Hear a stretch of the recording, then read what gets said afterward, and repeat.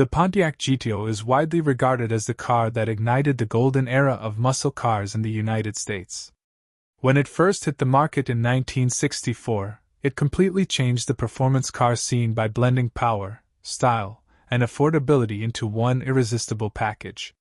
The idea was simple but revolutionary: take a mid-size car, drop in a big V8 engine, and give it an aggressive look. The result was the birth of the muscle car category, and the GTO became its undisputed icon. The first-generation GTO, launched in 1964, was based on the Pontiac Tempest. It featured a 389 cubic inch V8 engine, delivering up to 348 horsepower when equipped with the tri-power carburetor setup. This performance combined with stylish design and a competitive price tag made the GTO an instant hit among young buyers who wanted speed and excitement without breaking the bank. Pontiac marketed it as the Great One, and enthusiasts quickly embraced it as the ultimate street machine. Over the next few years, the GTO only got better, gaining more power and aggressive styling, perfectly fitting the muscle car era's demand for speed. The second generation arrived in 1968, introducing a Cavia, more aerodynamic design with hidden headlights and a new split grille that made the GTO stand out. The performance improved too, with engine options like the legendary 400 cubic inch V8 and the Ram Air 4 variant, which delivered impressive horsepower for its time. Pontiac continued to innovate, offering features like hood-mounted tachometers and functional hood scoops that not only looked cool but also improved engine performance. The late 60s GTO models were some of the most desirable muscle cars ever built, representing the peak of Detroit's horsepower wars. By the early 1970s, the muscle car market faced new challenges. Rising insurance rates, stricter emissions regulations, and the 1973 oil crisis began to affect sales and performance.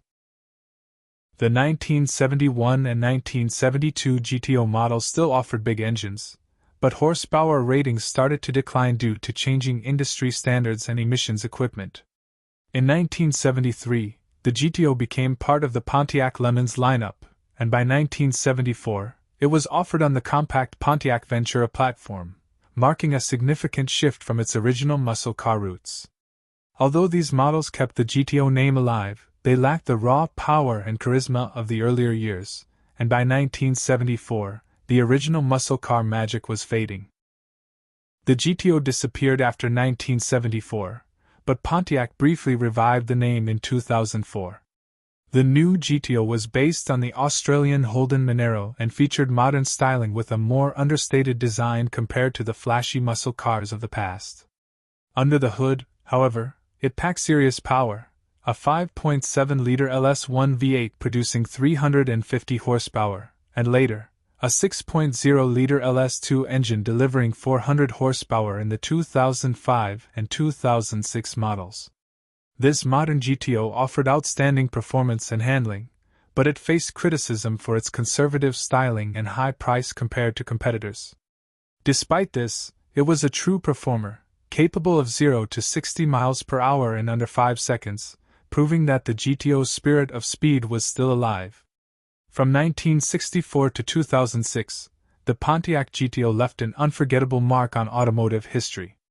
It defined an era, inspired generations of enthusiasts, and became a symbol of American performance. While it went through highs and lows, the GTO's legacy as the original muscle car remains unmatched. Today, classic GTO models from the 1960s and early 1970s are highly sought after by collectors, and the 2004 to 2006 revival models are gaining recognition among modern performance fans. The Pontiac GTO may no longer be in production, but its legend continues to roar in the hearts of car enthusiasts everywhere.